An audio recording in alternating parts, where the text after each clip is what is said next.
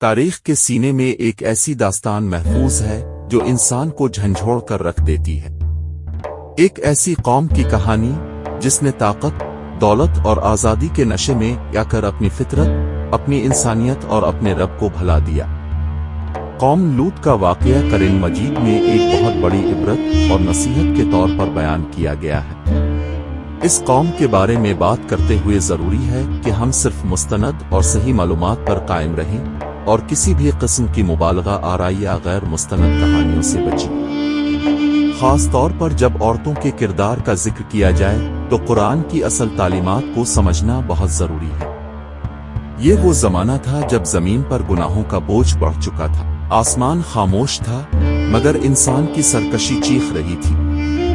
وہ لوگ جو کبھی خوشحال تھے، جن کے شہر آباد تھے، جن کے بازار رونق سے بھرے رہتے تھے، وہی لوگ اپنی خواہشات کے غلام بن چکے تھے۔ یہی وہ قوم تھی، قوم لوط۔ قرآن مجید میں بار بار اس قوم کے سب سے بڑے گناہ کا ذکر کیا گیا ہے، اور وہ یہ ہے کہ اس قوم کے مرد فطری اور جائز راستے کو چھوڑ کر مردوں ہی کے ساتھ ناجائز تعلقات قائم کرتے تھے۔ اللہ تعالیٰ فرماتے ہیں، کیا تم وہ بے حیائی کرتے ہو جو تم سے پہلے جہان والوں میں سے کسی نے نہیں کی؟ تم عورتوں کو چھوڑ کر مردوں کے پاس شہوت کے ساتھ جاتے ہو، بلکہ تم حد سے بڑھنے والے لوگ ہو۔ یہ آیت واضح کرتی ہے کہ اس قوم کی بنیادی خرابی مردوں کے عمل سے متعلق تھی۔ جہاں تک اس قوم کی عورتوں کا تعلق ہے، قرآن مجید ان کی بدکاریاں اسی طرح تفصیل سے بیان نہیں کرتا جیسے مردوں کے اعمال کو بیان کرتا ہے۔ اس لیے یہ کہنا کہ عورتیں کسی خاص قسم کی بدکاری میں نمایاں طور پر ملوث تھیں، قرآن سے ثابت نہیں ہوتا۔ یہ ایک اہم نقطہ ہے جسے سمجھنا ضروری ہے، کیونکہ بعض اوقات معاشرے میں غیر مستند باتیں پھیلیں۔ البتہ اس کا یہ مطلب بھی نہیں کہ اس قوم کی عورتیں مکمل طور پر نیک اور صالح تھیں۔ قرآن ہمیں ایک واضح مثال دیتا ہے، اور وہ ہے حضرت لوط علیہ السلام کی بیوی۔ قرآن میں بتایا گیا ہے کہ وہ اپنے شوہر کی وفادار نہیں تھی دین کے معاملے میں، بلکہ وہ اپنی قوم کے کافروں اور بدکاروں کا ساتھ دیتی تھی۔ وہ حضرت لوط علیہ السلام کے مہمانوں کی خبر قوم کو دیتی تھی، جس سے وہ ان کے برے ارادوں میں مددگار بنتی تھی۔ اسی وجہ سے اللہ تعالیٰ نے اسے بھی عذاب میں شامل کیا۔ مفسرین کرام اس بات کی وضاحت کرتے ہیں کہ اس کی خیانت کا مطلب یہ نہیں تھا کہ وہ زنا کرتی تھی، بلکہ اس کی خیانت یہ تھی کہ وہ حق کے مقابلے میں باطل کا ساتھ دیتی تھی۔ اس سے ہمیں یہ سبق ملتا ہے کہ صرف کسی نبی کے قریب ہونا کافی نہیں، بلکہ ایمان اور عمل خود درست ہونا ضروری ہے۔ اس قوم کی عورتوں کے بارے میں عمومی طور پر یہ سمجھا جاتا ہے کہ وہ ایک ایسے معاشرے کا حصہ تھیں جہاں بے حیائی عام ہو چکی تھی، اور انہوں نے اس کو روکنے کی کوشش نہیں کی۔ اسلامی تعلیمات کے مطابق جب کسی معاشرے میں گناہ کھلے عام ہونے لگیں اور لوگ انہیں روکنے کے بجائے قبول کر لیں تو پورا معاشرہ فساد کا شکار ہو جاتا ہے۔ اس لحاظ سے عورتیں بھی اس ماحول کا حصہ تھیں اور انہوں نے اصلاح کی کوشش نہیں کی۔ یہ قوم موجودہ اور کے درمیانی علاقے میں آباد تھی۔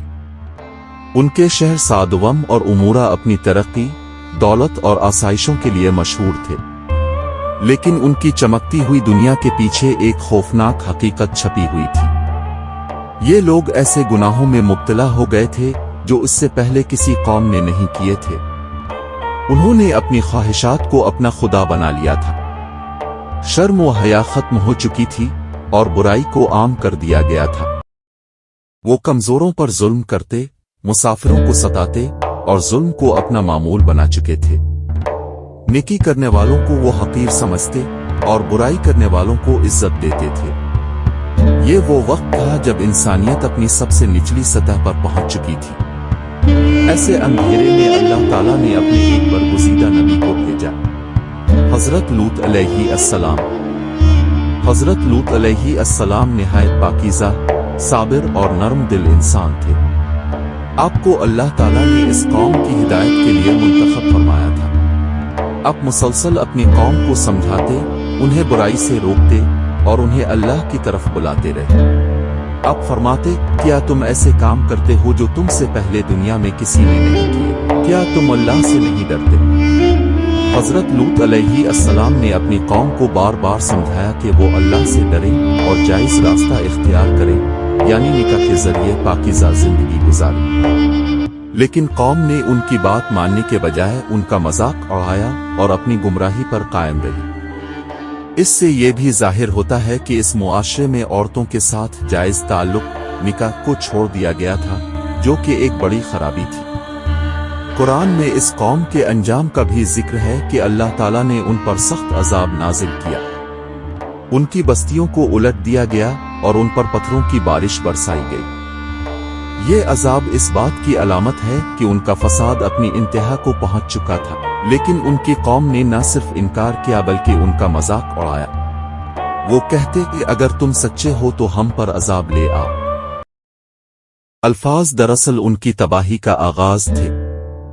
हजरत लूत अलैहिस्सलाम ने सालहा साल तक सब्र के साथ तबलीग की।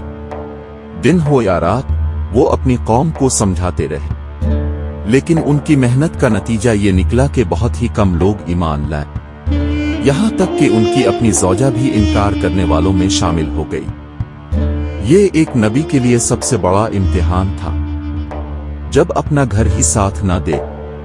लेकिन हजरत लूत अलैहिस्सलाम ने हिम्मत ना हारी। उन्होंने अल्लाह पर भरोसा रखा और अपनी दावत जारी रखी। जब कौम की सरकशी हद से बढ़ गई तो अल्लाह ताला ने फैसला फरमा लिया कि अब अजाब नाजिल होगा। अल्लाह के फरिश्ते इंसानी शक्ल में हजरत लूत अलैहिस्सलाम के पास आए। वो निहायत खूबसूरत नौजवानों की सूरत में थे। हजरत लूत अलैहिस्सलाम उन्हें देखकर परेशान हो गए, क्योंकि वो अपनी कौम की नीयत को अच्छी तरह जानते थे। उन्होंने दिल ही दिल में दुआ की, या अल्लाह, मेरे मेहमानों की हिफाजत फरमा। जैसे ही कौम को इन मेहमानों का इल्म हुआ, वो दीवानों की तरह हजरत लूत अलैहिस्सलाम के घर की तरफ दौड़ पड़े। उनके चेहरों पर हवस, आंखों में बेशर्मी और दिलों में अंधी ख्वाहिशात थीं। हजरत लूत अलैहिस्सलाम ने उन्हें रोकने की कोशिश की। उन्होंने कहा, अल्लाह से डरो, मेरे मेहमानों के मामले में मुझे रुस्वा ना करो। लेकिन वो बाज ना आए। वो अपनी जिद पर कायम रहे, यहां तक कि उन्होंने दरवाजा तोड़ने की कोशिश की। इसी लम्हे फरिश्तों ने अपनी हकीकत जाहिर की।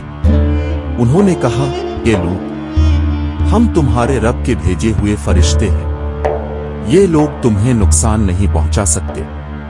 फिर उन्होंने हुक्म दिया, तुम रात के वक्त अपने घर वालों को लेकर यहां से निकल जाओ और पीछे मुड़कर ना देखना। ये एक फैसला कुन लम्हा था।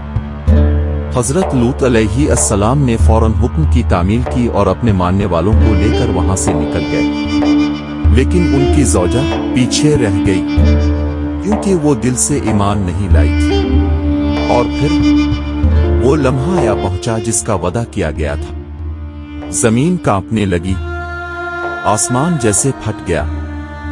एक जबरदस्त आवाज ने पूरी बस्ती को हिलाकर रख दिया। फिर आसमान से पत्थरों की बारिश शुरू हो गई। हर पत्थर अपने हदफ को पहचान रहा था। कोई बच ना सका। वो शहर जो कभी आबाद थे, लम्हों में मिट गए। घर जमीन में धंस गए। चीखें खामोश हो गईं और सब कुछ खत्म हो गया। अल्लाह ताला ने इन बस्तियों को उलट दिया और उन्हें जमीन के सबसे निचले हिस्से में तब्दील कर दिया। आज वो जगह के नाम से जानी जाती है। ये दुनिया का सबसे निचला मकाम है, जहां जिंदगी तकरीबन नामुमकिन है। न कोई मछली जिंदा रह सकती है, न कोई पौधा। गोया ये जगह आज भी इस अजाब की गवाही दे रही है। इस पूरे वाक़ये से कई अहम असबाक हासिल होते हैं। सबसे पहला सबक यह है कि जब कोई कौम अल्लाह के अहकामात को खिले आम रद्द कर देती है और गुनाहों को मामूल बना लेती है, तो इसका अंजाम बहुत बुरा होता है।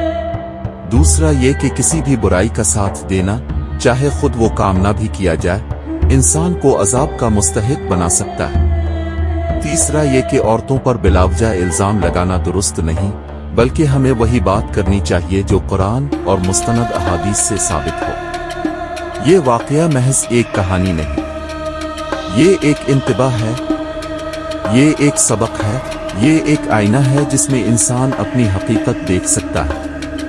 ये हमें सिखाता है कि जब इंसान हद से बढ़ जाता है तो अल्लाह का अजाब उसे घेर लेता है, और जब कोई हक पर कायम रहता है तो अल्लाह उसे बचा लेता है। حضرت لوط علیہ السلام کی زندگی ہمیں صبر، استقامت اور سچائی کا درس دیتی ہے۔ انہوں نے کبھی ہار نہیں مانی، کبھی سچ چھوڑا نہیں، اور آخرکار اللہ نے انہیں کامیابی عطا کی۔ یہی ایمان کی اصل حقیقت ہے کہ مشکل حالات میں بھی سچ پر قائم رہنا اور اللہ پر بھروسہ رکھنا۔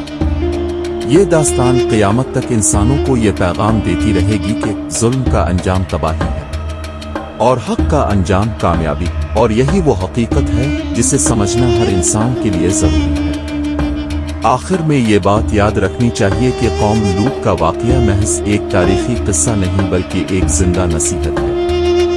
یہ ہمیں سکھاتا ہے کہ معاشرے کی اصلاح کے لیے ہر فرد کو اپنا کردار ادا کرنا چاہیے اور برائی کو روکنے کی کوشش کرنی چاہیے، ورنہ اس کے نتائج پوری قوم کو بھگتنا پڑ سکتے ہیں۔